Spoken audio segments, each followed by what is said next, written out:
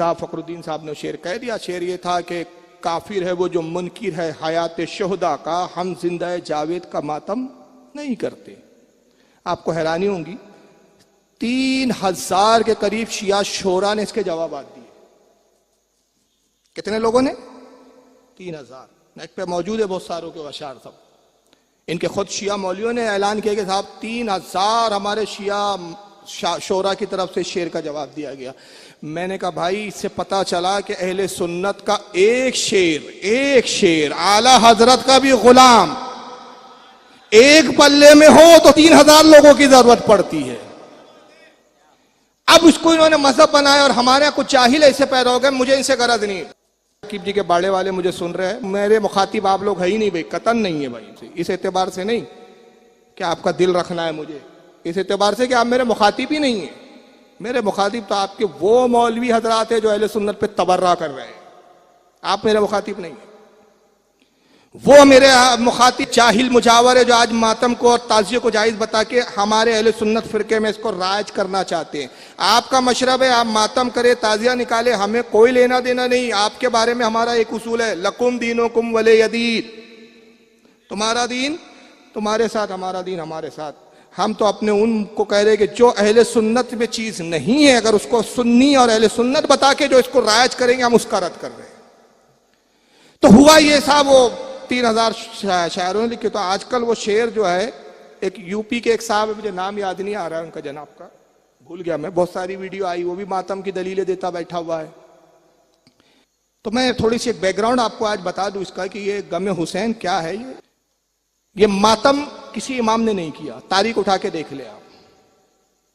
इमाम ज़ैनुल आबिदीन ने इस तरह मातम नहीं किया। गम मनाना और होता है, गम का इजहार करना और होता है, दोनों में बड़ा फर्क होता है। जिक्र हुसैन हो, शहादत करबला बयान हो, हर नर्म दिल के आंखों से आंसू निकलते हैं। और हमारे इमाम आलादत ने फरमाया है कि इमाम हुसैन की शहादत पर जिसकी आंखों में आंसू या नमी ना आए, उसको इस बात पर रोना चाहिए कि उसका दिल कितना सख्त हो गया है। तो रोना एक अलग बात है, लेकिन सीने फाड़ना, चीरे लगाना, चाकू छुरियों से अपने आप को खूना खून करना, ये इसकी इस्लाम इजाजत नहीं देखता। ये हमारे इमामों ने नहीं किया। आप तस्वुर भी नहीं कर सकते कि इमाम ज़ैनुल आबिदीन हो या इमाम बाकर सादिक हो, इमाम जाफर सादिक हो, इमाम मूसा काज़िम हो, इमाम अली रजा हो, इमाम तकी हो, इमाम हसन अस्करी हो, इमाम ज़की हो, कोई भी इमाम हो। ये 12 इमाम जो गुजरे हैं, इनको हम भी मानते हैं कि इनमें से किसी ने अपने झुब्बे और कुर्ते उतार के सड़कों पर आके चाकू चलाए हो। तस्वुर कर सकते हो? अभी देखिए, मैं आपको एक तस्वुर में ले जा रहा हूँ मदरस से माजरत के साथ। मौलाना कलंदर साहब तशरीफ फरमा हमारे हजरत, देखिए सर पे इमामा है, जुब्बा पहने हुए, एक आलिम की शान के साथ है। तस्वुर कर सकते हो कि कल सड़क पर आके हजरत हमारे मौलाना साहब कुर्ता उतारे और चाकू मारे, कैसे लगेंगे यार ये? इस हाल में हम खुद देखना पसंद नहीं करें। खुद इनका मकाम और मर्तबा इसका तकाजा नहीं करता कि इस तरह की हरकत इनसे सरदर्द हो। तो कहाँ इमाम ज़ैनुल आबिदीन, कहाँ इमाम बाकर? तस्वुर कर सकते हो कि उन्होंने ये किया होगा कि औरतें देख रही है, औरतों का हुजूम है और कुर्ता उतार लिया, नंगे बदन होके चाकू मारे? नहीं, किसी इमाम ने मातम नहीं किया, किसी इमाम ने ताजिए नहीं निकाले। ताजिए की इजाजत कब हुई? तारीख सुन लो, जो बहुत ताजिए कर रहे हैं हमारे यहाँ के आज के जोहला कुछ सुन्नी कहलाने वाले। इसकी इजाजत हुई तैमूर लंग बादशाह से। तैमूर लंग बादशाह ने ताजिए की इजाजत की। और तैमूर लंग पैदा कब हुआ? 1336 ईस्वी में, और उसकी मौत हुई 1405 ईस्वी में। हालांकि तैमूर लंग के बारे में थोड़ा सा पस मंजर में बता दूं कि दुनिया के 3 अजीम फातह में इसका नाम गिना जाता है। दुनिया के ऐसे 3 अजीम फातह गुजरे हैं कि जिन्होंने बहुत बड़े दुनिया के इलाकों पे हमले किए, हुकूमतें की, और जिनके ख्वाब थे कि पूरी दुनिया पे हम हुकूमत करें। उसमें एक था सिकंदर, अलेक्जेंडर जिसको कहते हैं, सिकंदर आजम, अरे भाई। दूसरा था चंगेज खान, तीसरा था तैमूर लंग। बहुत बड़ा जंगजू और सालिम बादशाह था, कोई बहुत बड़ा परहेजगार मुत्तकी भी नहीं था भाई। सालिम 42 मुल्क इसने कुल फतेह किया अपनी जिंदगी में, जिसमें रोम, ईरान, शाम, तुर्किस्तान वगैरह है। ये पूरी जंगों में इसके हाथों जो मारे गए ना लोग, इसके सिर्फ मुल्क को कब्जा करने के लिए जो इतने जंगे की, तो मौरखीन ने इसका जो शुमार करके बताया वो है 1,70,00,000,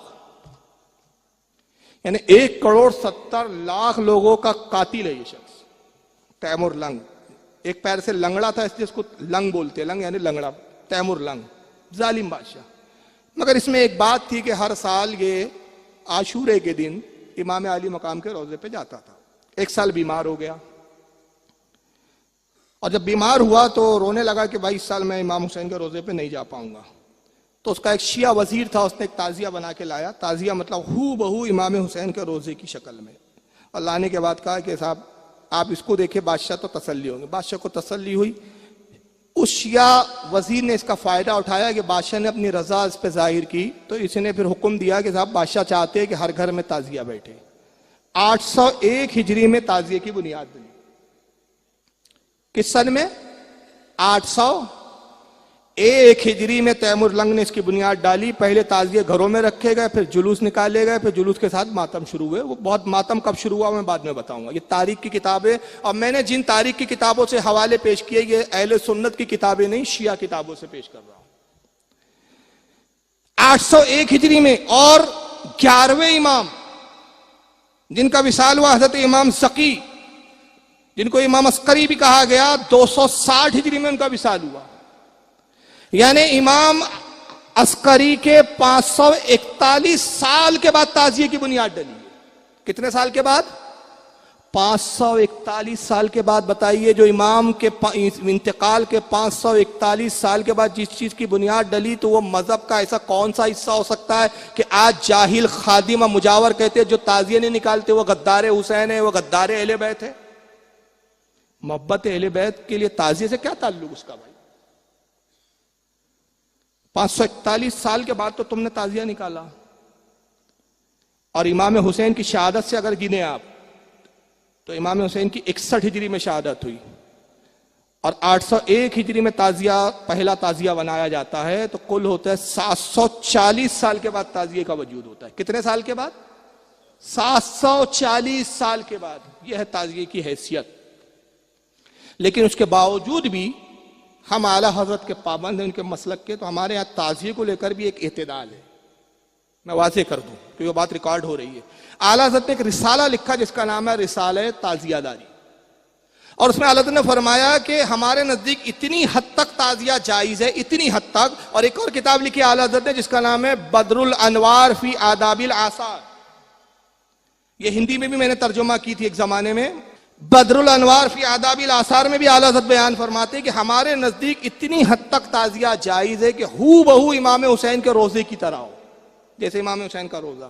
اور اس کو گھر میں محفوظ جگہ رکھیں، ایسے ہی جیسے کہ تغرے رکھے جاتے ہیں، کعبہ کا تغرا، کعبے کی تصویر، مدینے کی تصویر، بزرگان دین کے گنبدوں کی تصویر. تو اسی حد میں، اسی حیثیت سے وہ جائز ہے کہ اس کو اس نیت سے رکھے کہ اس کو بھائی دیکھے تو امام حسین کی یاد آئے، امام حسین کا تذکرہ کرے، امام حسین کا تصور آئے، تو جائز ہے. مگر وہ تعزیہ جو اپنے انداز میں، اپنی سوچ سے من گھڑت بنائے جاتے ہیں، لمبے لمبے اتنے کے تار کاٹنے پڑ رہے ہیں، سڑکوں پہ گھمایا جا رہا ہے، ماتم ساتھ میں ہو رہا ہے، اس کے ساتھ بھی ڈھول باجے، میلے بھر رہے ہیں، پپڑ بھجیے کی دکانیں چل رہی ہے، بے پردہ عورتیں، لپسٹک پاؤڈر لگا کے عورتیں سج دھج کے تعزیے کے ساتھ سیر سپاٹے چل رہے ہیں. اور پھر تعزیے کے ساتھ جو بے حرمتی کر رہے ہو. تمہارے بقول تم تو کہتے کہ امام حسین کے روزے کی شبی ہے، تو جس کو حسین پاک کی شبی قرار دیا اس کے ساتھ تم حشر کیا کر رہے ہو؟ گندے نالے کے پانیوں میں پھینکتے ہو.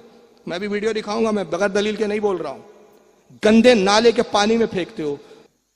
تو یہ تعزیہ ہمارے نزدیک ہرگز جائز نہیں. اس کو ایک لفظ میں اگر میں کہوں تو مروجہ جو آج کا تعزیہ ہے وہ شریعت میں ناجائز و حرام ہے. ہم اس تعزیے کے قائل نہیں. اب رہ گیا ماتم اس کے گرد. تو ماتم کی بھی ایجاد کا بھی ذرا سن لیجئے. 452 ہجری میں ایک بادشاہ گزرا ہے، شیعہ بادشاہ تھا، موضوع الدولہ دیلمی یہ بادشاہ کا نام ہے. بغداد کا یہ بادشاہ تھا. 452 ہجری میں اس نے ماتم کی بنیاد ڈالی اور اس نے اعلان کیا کہ 10 عاشورے کو بازار بند رکھے جائیں. عاشورے کے دن سوائے ماتم کے، غم حسین کے کوئی چیز کا اظہار نہ ہو. تو یہ تو پہلے بغداد میں شروع ہوا 452 ہجری میں، لیکن یہ بغداد سے پھر یہ چیز نکل کر مصر تک پہنچی اور 463 ہجری کے اندر معز الدین اللہ فاطمی ایک شیعہ بادشاہ گزرا. اس نے مصر میں اس کو مذہبی شعار بنا کے مذہب سے جوڑ دیا. یعنی ماتم بھی کب آیا؟ 463 ہجری میں. 61 ہجری میں امام علی مقام کی شہادت ہو رہی ہے، یعنی امام حسین کی شہادت کے 400 سال کے بعد ماتم رائج ہوا. اور اب ماتم میں اتنی ترقی ہو رہی ہے، اتنی ترقی ہو گئی کہ اب شیعہ علماء خود پریشان ہو گئے.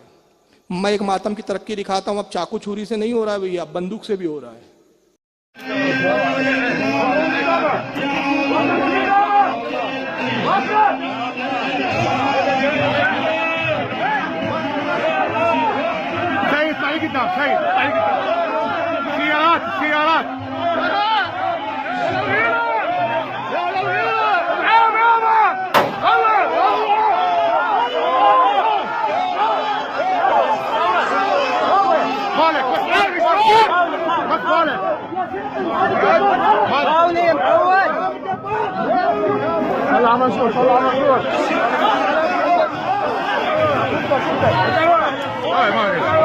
آپ سوچ رہے ہوں گے کہ یار گولی چل گئی تو مرا کیوں نہیں؟ بھائی مرا اس لیے کہ پیٹ میں نہیں ڈالی گئی، وہ ایسا ترچھی ڈالی جاتی ہے گولی چیرتے ہوئے نکل جائے.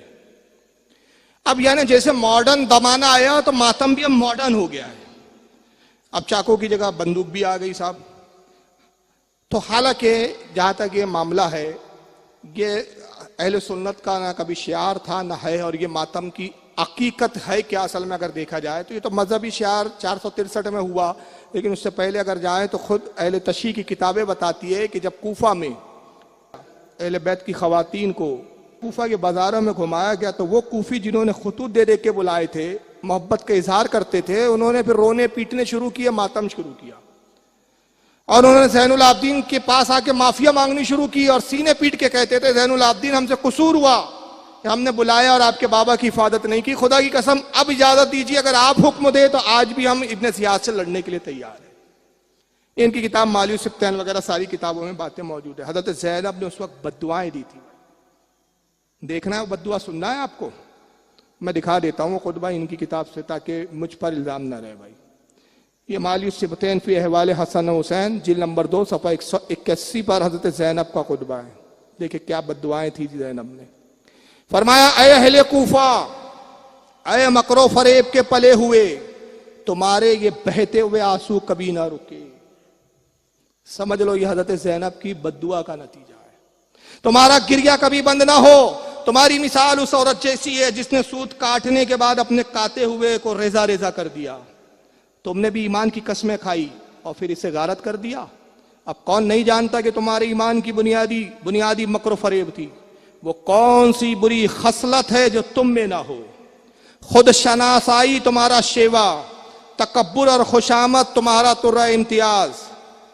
پھر آگے خطبہ بیان کرتے ہوئے کہتی ہے اللہ کا غضب نازل ہو، تم دائمی عذاب میں مبتلا ہو گئے. ہمیں ذبح بھی کیا، جملے سنیں، ہمیں ذبح بھی کیا، ذبح تم ہی نے کیا اور اب تسوے بھی بہاتے ہو.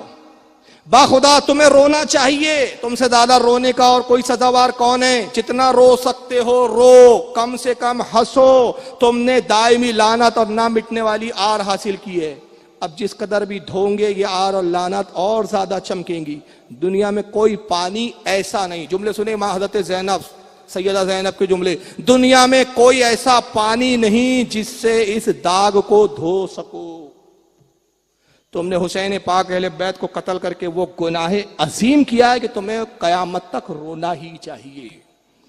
تمہارا حق ہے کہ تم رو اور کم ہنسو، کیونکہ یہ وہ داغ ہے جو کبھی دھلنے والا، وہ داغ کو دھونے کے لیے رو رہے ہیں اور ہمارے سنی متاثر ہو رہے ہیں. لیکن بہرحال اب بس یہ آخری میں 2-4 شعر، بڑے بہترین شعر ہیں، میں نے بمبئی میں پڑھے، بڑے داد دیے گئے، وہی پڑھ کے بس اختتام ختم کروں گا یہیں پہ. وما علینا الا البلاغ ہوں گا اور صلاۃ والسلام پہ جلسہ اور حضرت کی دعاؤں پہ اختتام. کہ ہمارے جو سنی عالم نے ماتم کے خلاف جو شعر کہا تھا، کافر ہے وہ جو منکر حیات شہداء کا ہم زندہ جاوید کا ماتم نہیں کرتے. تو اس پہ بڑے جو جواب دیے گئے، تو ایک جواب بڑا محسن کر کے ایک شاعر ہے شیعہ، وہ بڑے انہوں نے جواب دیا، تو ان کا یہ اشعار ماتم کرتے ہوئے پڑھے جا رہے ہیں آج کل، ماتم کرتے ہوئے. تو انہوں نے دیکھیے بڑا جواب دیا اور شیعہ حضرات بڑے پھولے نہیں سماتے، کہا دیکھو کیا بہترین جواب دیا بھائی ہمارے شاعر صاحب نے. حالانکہ اس میں کتنی خامیاں آپ دیکھتے چلے. کہتے اپنا کوئی مرتا ہے تو روتے ہو تڑپ کر، اپنا کوئی مرتا ہے تو روتے ہو تڑپ کر، پر صبت پیغمبر کا کبھی ماتم نہیں کرتے.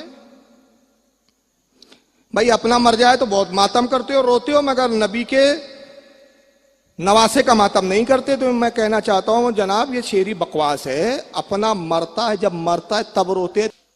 ایسے کئی لوگ بیٹھے ہوئے جن کے کوئی چچا والی چلے گئے تو ہوتا ہے کہ بھائی فاتحہ دے دیتے, اصالے ثواب کر دیتے, ان کا ذکر کر دیتے, تذکرہ ہو جاتا ہے, نام لے لیتے, لیکن ماتم تو نہیں کرتے.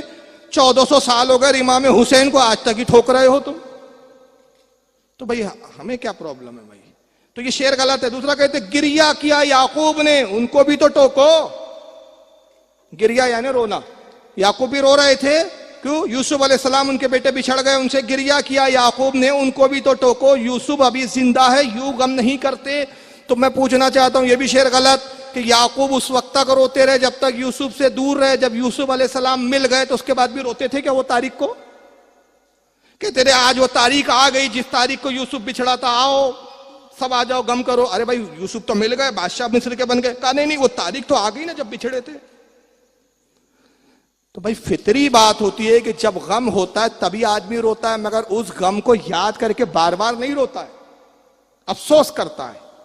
تو امام حسین کے واقعات پہ افسوس ہوتا ہے, آنسو نکلتے, ماتم نہیں ہوتا. تو یعقوب کا یہ جو شعر پیٹ کر رہے یہ بیٹھ نہیں رہا ہے صاحب کہ یعقوب حضرت یوسف کے غم میں رو رہے تھے, انہیں بھی تو ٹوکو کہ یوسف زندہ ابھی ماتم نہیں کرتے. جناب یوسف مل گئے, انہوں نے ماتم تو کیا نہیں, اول تو غم چھوڑ دیا. پھر کہتے حمزہ بھی تو شہیدوں کے سردار ہے, لیکن حمزہ بھی شہیدوں کے سردار ہے لیکن کرتے نہ محمد ماتم, تو چلو ہم نہیں کرتے.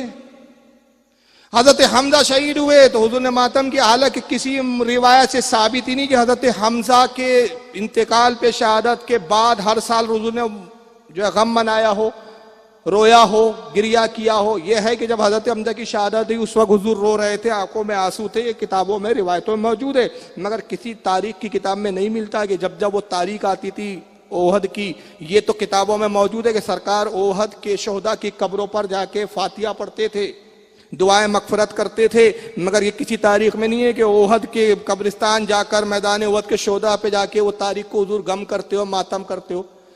یہ تو ثابت ہی نہیں ہے, تو شعری بکواس ہے. ہمت ہے تو محشر میں بھی پیغمبر سے یہ کہنا ہم زندہ جاوید کا ماتم نہیں کرتے. کہتے کہ ہمت ہو نا, بہت روکتے ہو ماتم سے اور غم سے, تو ہمت ہو تو محشر میں پیغمبر سے یہ کہنا ہم زندہ جاوید کا ماتم نہیں کرتے. بھائی ہمت تو تمہیں جٹانی پڑیں گی, ہمیں نہیں جٹانی پڑیں گی. جب آقا ہم سے پوچھیں گے تم کیوں نہیں کپڑے پھاڑ رہے تھے, سینے چاک کر رہے تھے, ہم کہیں گے آقا آپ ہی کا تو حکم تھا 3 دن سے زیادہ غم نہ مناؤ. جواب تم دینا کیوں پھاڑ رہے تھے, جب نبی کہیں گے کہ میرے شہزادوں نے کپڑے نہیں پھاڑے, میرے شہزادوں نے جو ہے سینے نہیں چاک کیے. 400 سال کے بعد ایک جاہل بادشاہ نے جو بدعت ایجاد کی, وہ بدعت کو تم نے کیوں پکڑا؟ تو محشر میں جواب تم دینا, ہم نہیں دیں گے.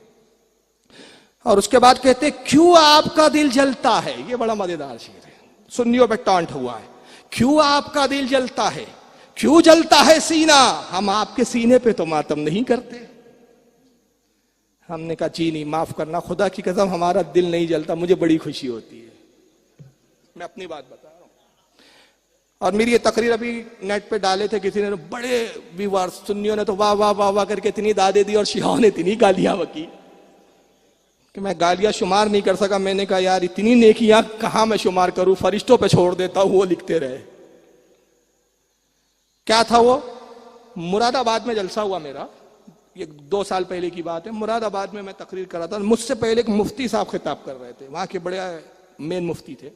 انہوں نے ماتم کے رد میں تقریر کیا, کہا بھائی ماتم حرام ہے, ماتم جائز نہیں, رسول کی یہ حدیث, رسول کی وہ حدیث, حضور نے یہ فرمایا, حضور نے کہا وہ ہم میں سے نہیں جو سینے پھاڑے, وہ ہم میں سے نہیں جو گریبان چاک کرے, وہ ہم میں سے نہیں جو مرنے کے والے پہ 3 دن کے بعد ماتم کرے, غم منائے, یہ حدیث حدیث حدیث.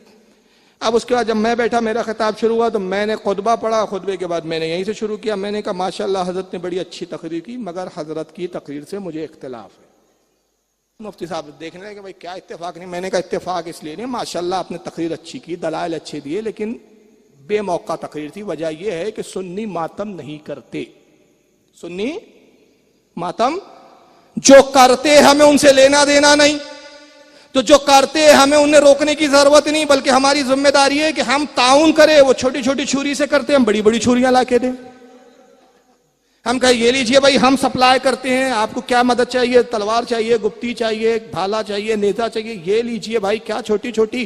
اس لیے ہم ان کا تعاون کرنا چاہتے، ہم انہیں اس لیے نہیں روکتے کہ ہمارا عقیدہ یہ ہے کہ اللہ نے یہ انتظام کر دیا کہ جس دل میں محبت ابو بکر و عمر نہ ہو وہ سینے اسی لائق ہیں کہ چیرے جائیں، کوٹے جائیں، پیٹے جائیں.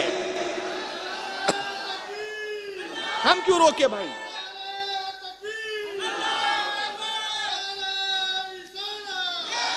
یہ تو قدرت کا انتظام ہے کہ تمہارے سینے میں بغض ابو بکر ہے، چاک کرو، سینے پھاڑو، چیرو. تو صاحب ہمارا نہ سینہ جلتا ہے نہ ہم کڑتے.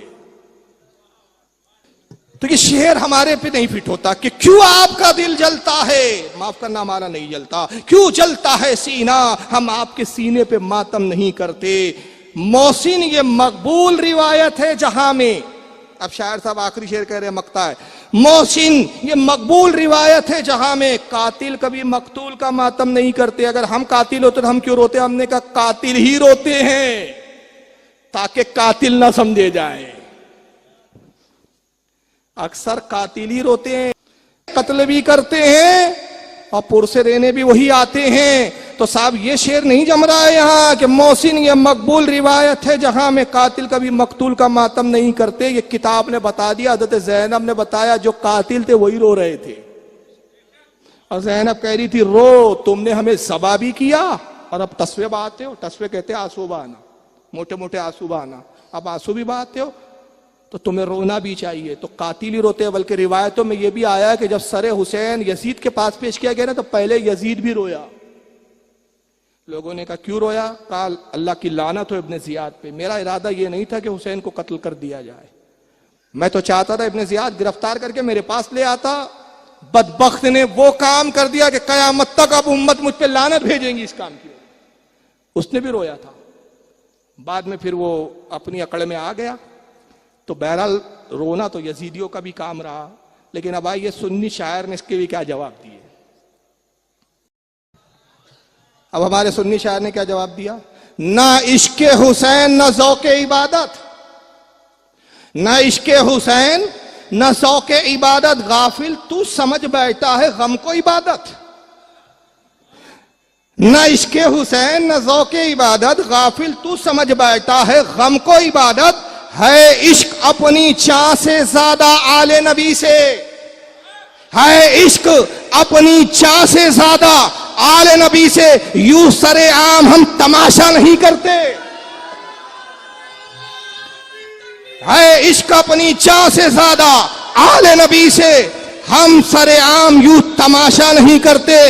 کہہ دو غم حسین منانے والوں سے، مومن کبھی شہداء کا ماتم نہیں کرتے. ماتم وہ کرے جو منکر ہے حیات شہداء کا، ہم زندہ جاوید کا ماتم نہیں کرتے. جو ان کی حیات کا منکر ہو اس کو ماتم کرنا چاہیے. خدا کی قسم ہمارا تو عقیدہ یہ ہے کہ ہم پکارے ہندوستان میں بھالدار پورے کی زمین سے یا حسین المدد. خدا کی قسم کربلا میں حسین کو خبر ہوتی ہے، زندہ جاوید ہے حسین. ولا تحسبن الذين قتلوا في سبيل الله امواتا بل احياء عند ربهم يرزقون. قرآن نے کہا خبردار خبردار خبردار. ولا سے خطاب ہوا ہے. ذرا دیکھیں رب تبارک و تعالیٰ کے کلام کا انداز. جانتا تھا شہداء میں کی شہادت پہ ایسے لوگ آئیں گے جو شک کریں گے. خبردار، ولا خبردار ہو جاؤ. ولا تحسبن الذين قتلوا في سبيل الله امواتا، خبردار ہو جاؤ جو اللہ کی راہ میں شہید کر دیے جائیں انہیں مردہ بھی خیال مت کرنا. اعلیٰ حضرت کا ترجمہ ہے. لوگوں نے کہا مردہ نہ سمجھنا. تھانوی صاحب نے کہا مردہ نہ سمجھنا. محمود الحسن دیوبندی صاحب نے ترجمہ کیا مردہ نہ سمجھنا. میرے امام نے کہا مردہ خیال بھی نہ کرنا. تو سمجھیں گا تیری اوقات ہے. اب سمجھنا بہت دور کی بات ہے. خیال پہ ہی روک دیا. خیال پہلے آئیں گا، سمجھنے کی منزل بعد میں آئیں گی. تو اس خیال نہیں کر سکتا تو سمجھے گا کہاں سے؟ خیال بھی نہ کرنا. بل احیاء، بلکہ وہ زندہ ہے. عند ربہم یرزقون، اور رب کی بارگاہ میں ان کو رزق دیا جاتا ہے. رب کی نعمتوں سے فیضیاب ہوتے ہیں. تو زندہ جاوید کا ہم ماتم نہیں کرتے. اگر کوئی کرتے کرے. لیکن میں پھر آخری بات پہ اختتام. میرا آج کے مخاطب وہ تھے جو اہل سنت پہ طنز کر رہے تھے, وہ تھے جو اہل سنت کو کمزور سمجھ کے آج ایک ہوا بنا رکھے ہیں. ایسا نہیں ہے. ہماری حکمت ہے کہ ہم ویسے ہی اہل سنت ایک ایسا مظلوم فرقہ ہے یار, ایک ایسی مظلوم جماعت ہے. دیوبندی دیکھو تو ہم پر حملہ کرتے, قادیانی دیکھو تو ہم پر حملہ, اہل حدیث دیکھو تو ہم پر حملہ. تو ہماری حقانیت کی دلیل یہی ہے کہ حسین مختصر تعداد میں تھے, سب حملہ کر رہے تھے. آج ہم پہ بھی سب طرف سے حملے ہو رہے ہیں. کل بھی مظلوم تھے, آج بھی ہم مظلوم ہیں. اللہ تعالیٰ سے دعا ہے آج کی اس مجلس کو قبول فرمائے. جو کچھ بھی حق بیان ہوا اسے پر عمل کرنے کی اور اس پر اعتقاد اور اس پر مضبوطی سے قائم رہنے کی توفیق عطا فرمائے. وما علینا الا البلاغ المبین.